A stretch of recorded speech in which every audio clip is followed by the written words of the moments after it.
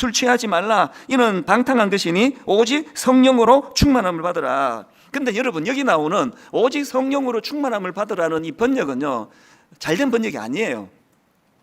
이게 이 뉘앙스적으로 잘못 읽으면 성령 받아라. 그래서 이 성령님을 인격제로 채로 인정해 드리질 않고 그 무슨 수단, 도구로 생각하기 쉬워요. 그래서 예전에 70년대, 80년대 부흥회 같은 데 가보면은 제가 이제 중고등학생 때고 어릴 때도 굉장히 거부감이 가는 기억이 있거든요. 그 이상하게 그 당시로 부흥사님들은 거의 다 홀리 보이스라고 다 목이 다 쉬어 계세요. 그리고는 이제 막 열받으면 막 이렇게 선포합니다. 성령 받으라. 아까 1부 때는 굉장히 잘했는데 여러분, 그게 말이 된다고 생각합니까? 성령님이 물건입니까? 제가 옥하는 목사님이 제가 존경하는 어른인데 제가 막 옥하는 받아라 그러면 이거는 두들겨 맞아야 되는 불경 아닙니까? 이찬수 받아라, 내가 물건입니까? 성령 받아라 그러면 또 막 아멘 그러고, 정말 그건 무지한 거예요. 그리고 그건 아주 악한 거예요. 성령님을 그렇게 취급하면 안 된다는 거죠. 우리 성령님은 인격자세요. 그 인격을 가지고 계시고 인격자 중에도 하나님이세요. 그래서 성령님은 항상 존중해드리고 항상 그분에 대하여 존중해드리는 그 이상의 그런 마음을 담아드려서 함부로 내뱉는 것도 조심해야 돼요. 그러니까 항상 우리가요, 그렇게 막 성령님을 함부로 대하고 이것도 굉장히 나쁘고, 그런가 하면은 또 아예 성령님을 그림자 취급하는 분이 너무 많으시잖아요. 인간도요, 그렇게 따돌리고 하는 그거 나쁜 거라 그러잖아요. 아예 성령님의 존재에 대하여 지금 무시하고 사시는 분이 얼마나 많으시느냐고요. 자꾸 그분을 우리가 인격을 존중해 드리고 인정해 드리는 거죠. 그런가 하면은 이제 이 성령으로 충만함을 받으라, 이게 번역이 썩 잘 된 게 아니라면 그럼 어떻게 번역하는 게 좋으냐? 이 18절에 나오는 충만함을 받으라, 이걸 원어로 보면은요, 충만해져라, 또 충만하게 되어라, 이 권면이에요. 충만하게 되기 원한다.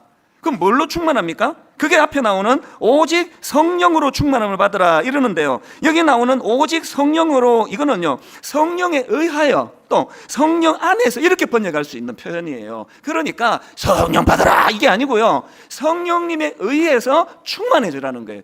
성령님이 도구가 아니에요. 그 충만함을 주시는 인격적인 하나님이시거든요. 그래서 우리가 이 성령에 의해 충만하게 된다는 그런 뜻으로 이 본문을 우리가 해석해야 되는데요, 그러면 성령에 의해 충만하게 된다는 게 무슨 뜻입니까? 이게 성령에 의해 충만하게 된다는 것은 조금 추상적인데요, 아주 쉽게 설명할 수 있습니다. 성령에 의해 충만하게 된다는 이 말씀은요, 성령의 영향력 아래 놓인다, 또 성령의 지배를 받는다, 이게 성령에 의해 충만하게 된다는 거예요. 그래서 아까 술 취하지 마라, 이거를 이제 성령으로 충만하게 되는 것을 지금 대비하는 이유가 그거예요. 왜 술 먹고 운전하면 안 됩니까? 그분이 평소에 점잖아 가지고요 빨간불에 쑥쑥 하시는 분이 아니에요. 그런데 술이 자기를 지배하니까 마비가 되는 거죠. 막 빨간불에 막 가고요, 막 차선 막 삐뚤빼뚤 가고, 그리고 저기 사람이 오는데 평소에 이분의 인격으로 말하면 절대로 그 위험한 운전 안 하는데 막 달리는 거예요. 그래서 술 취하면 운전하면 안 되는 게 술이 자기를 다스리고 있기 때문에, 술이 자기를 통제하기 때문에 기능이 마비가 돼버리거든요. 이 성령으로 우리가 충만해지는 것도 마찬가지입니다. 그래서 여러분, 우리가요 자꾸 이 성령, 이게 저는 예를 들면 아주 사소한 거, 이제 약속이 넣는데 자동차 키가 안 찾아지면 그거를 이제 저는 막 쭝얼쭝얼하면서 성령님 지금 시간이 급한데 키를 내가 기회가 없습니다, 성령님 좀 빨리 찾아주시면 다음부터 조심하겠습니다. 사실 키 하나 정도를 놓고 성령님한테 이렇게 구하는 그거에 방점이 있는 게 아니고요, 내 사소한 삶에도 이분을 개입시킨다는 의미적인 표현이에요. 사소한 일에도 이분을 개입시키고 이분의 존재를 인정해 드린다는 그 의지적인 표현이에요. 화장실 가면서도 또 누구를 만나면서도 뭐 하면서도 여러분들이 이제 막 큰 소리는 아니라도 항상 그분을 우리가 인식하고 나를 다스려 주시기 원합니다. 이게 오늘 본문에 나오는 오직 성령으로 충만함을 받으라 이 뜻입니다. 이게 어떤 은혜를 던져주는가 하면 이렇게 구하면요, 요한복음 16장 13절입니다. 그러나 진리의 성령이 오시면 그가 너희를 모든 진리 가운데로 인도하시리니. 제가 앞으로 한 3, 4주 정도 이제 이 성령님에 대해서 지금 설교를 계속 하려고 준비하고 있는데요, 다음 주 말고 그 다음 주쯤에는 이제 보혜사 용어 하나만 따가지고 제가 지금 말씀을 준비하고 있는 중입니다. 이번 기회에 성령님에 대해서 잘 정리가 되고 그 성령님을 존중해드리고 그분을 우리가 인정해드리고 그분은 보혜사시다, 그분은 내 삶에 엉뚱한 길로 가는 것을 막아주시는 가이드가 되신다, 이것을 이제 확실하게 경험하고 또 배우는 그런 계기가 되면 좋겠습니다. 이제 오늘은 이제 첫날로서요, 우리가 이렇게 성령님을 인정해드리고 성령의 인도하심을 우리 삶 속에서 사모하면 어떤 좋은 일이 있느냐, 한 3가지 열매가 나타나는데요, 오늘 본문을 중심으로 3가지를 좀 살펴봐 드릴게요. 첫 번째로, 우리가 삶 속에서 성령님의 인도하심을 사모하면요, 그 성령 충만의 열매가 첫 번째로 바른 예배의 회복이라는 열매로 나타난다는 겁니다. 바른 예배의 회복. 여러분이 구도를 한번 보십시오. 지금 18절에서 성령으로 충만하게 되어라는 이 말씀을 주시고 바로 그 다음 19절에서 결과가 이렇습니다. 시와 찬송과 신령한 노래들로 서로 화답하며 너희의 마음으로 주께 노래하며 찬송하며. 지금 우리가요, 바른 예배 캠페인 이거 하고 있는데요, 바른 예배 캠페인이 성공하려면 전제 조건이 있습니다. 이 교회가 성령으로 충만한 교회가 되는 거예요. 우리 각자가 성령으로 충만해지면 저절로 예배자가 되는 거거든요.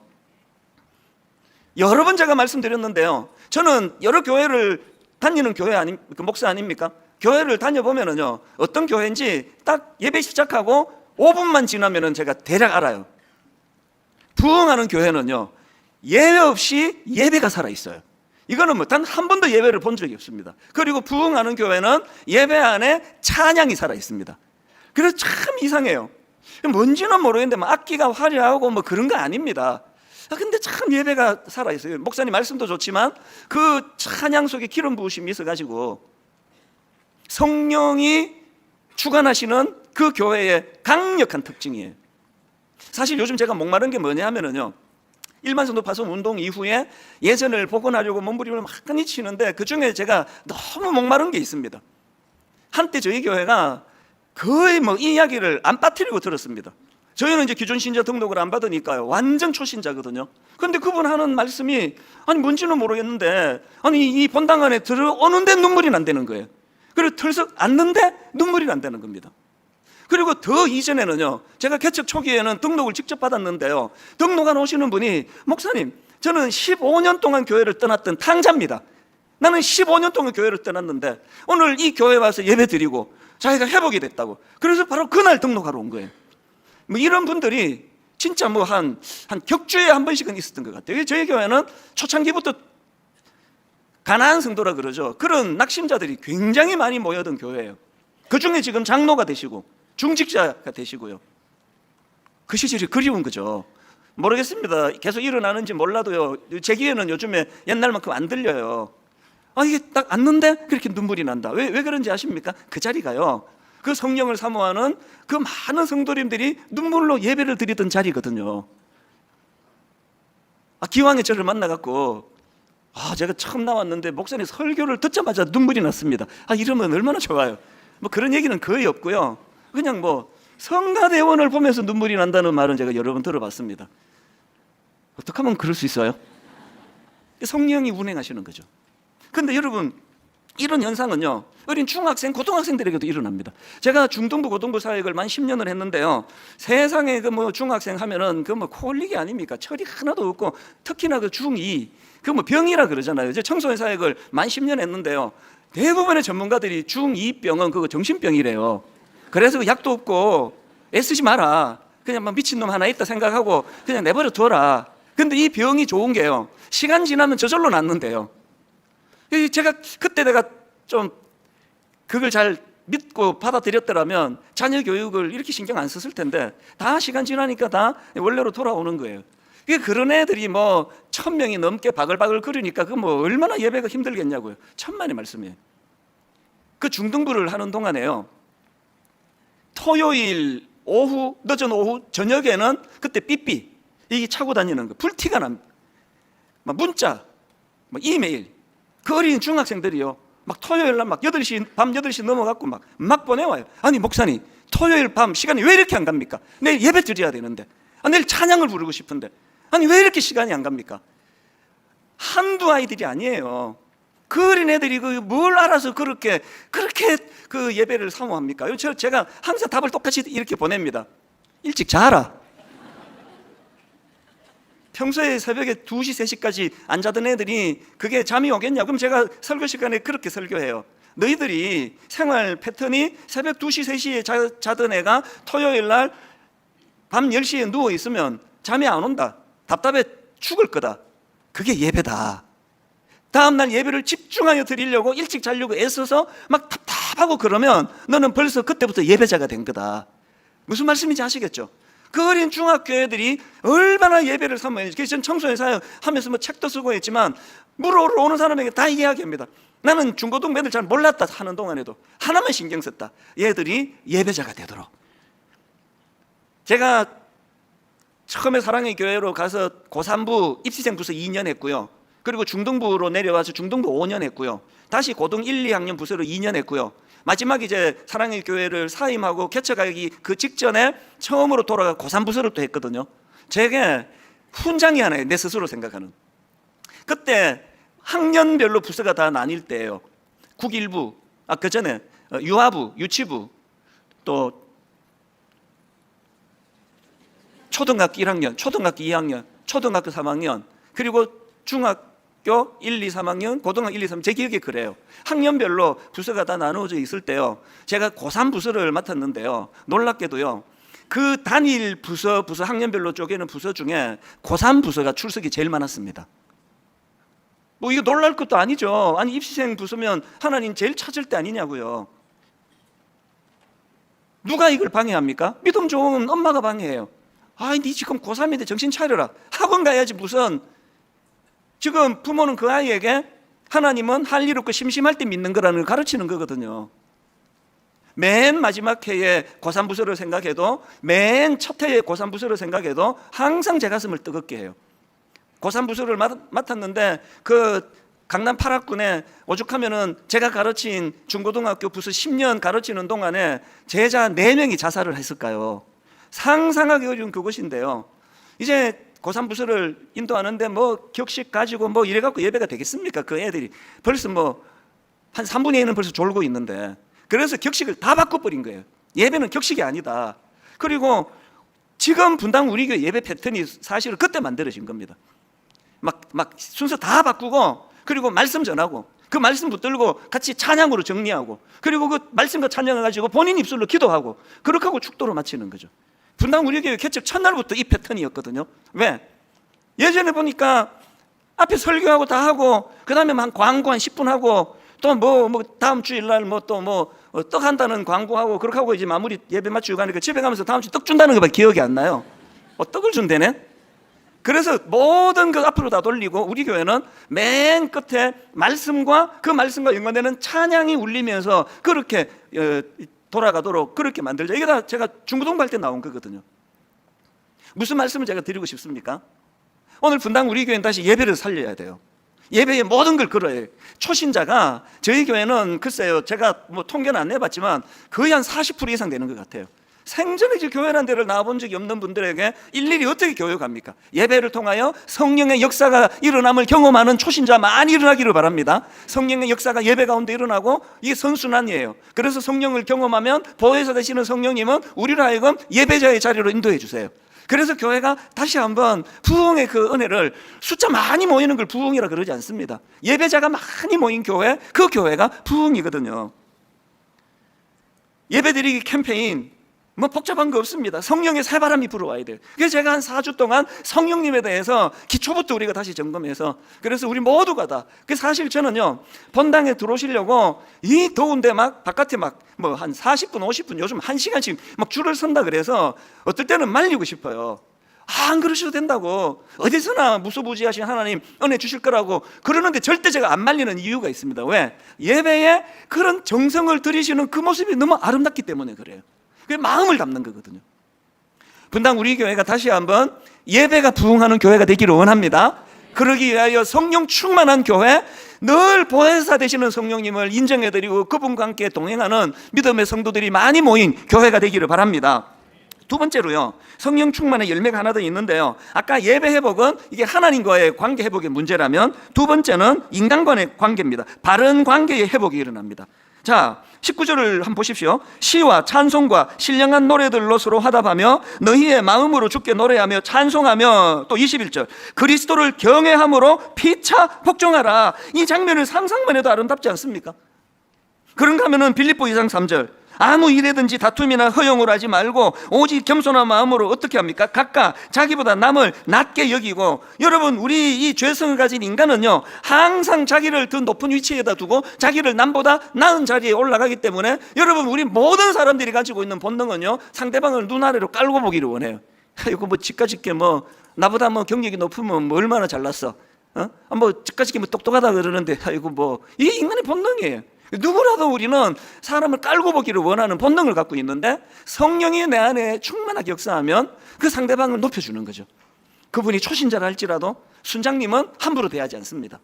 그분이 좀 다소 인격적으로 어려움이 있다 할지라도 그래도 나보다 나은 점이 많은 분이야. 이게 성령이 하시는 역사예요.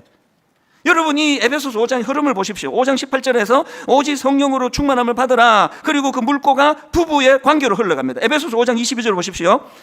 아내들이여 자기 남편에게 복종하기를 주께 하듯 하라. 25절 남편들아 아내 사랑하기를 그리스도께서 교회를 사랑하시고 그 교회를 위하여 자신을 주신같이 하라. 여러분이 성령 충만한 부부 안에서 우리는 항상 상대방을 아래로 내려보고 상대방을 깔보기 원하고 상대방의 약점이 나를 괴롭히는 그런 인생이라고 한다면, 성령이 충만한 부부 관계는요, 이게 너무 감동적이지 않으세요? 남편이 그 아내를 사랑하는데 그리스도가 교회를 위하여 당신은 내 주신같이 그렇게 아내를 사랑하라는 거죠. 그리고 또 아내는 남편들에 대하여 뭐 계산이, 또 여자분들이 굉장히 섬세하잖아요. 아이고 참, 하여튼 이 남자를 보니까 뭐 참 여러 가지 부족한 게 많구나 다 느껴지는데요, 성령이 충만하고 나면은 아내들이요 자기 남편에게 복종하기를 주님께 하듯 하라.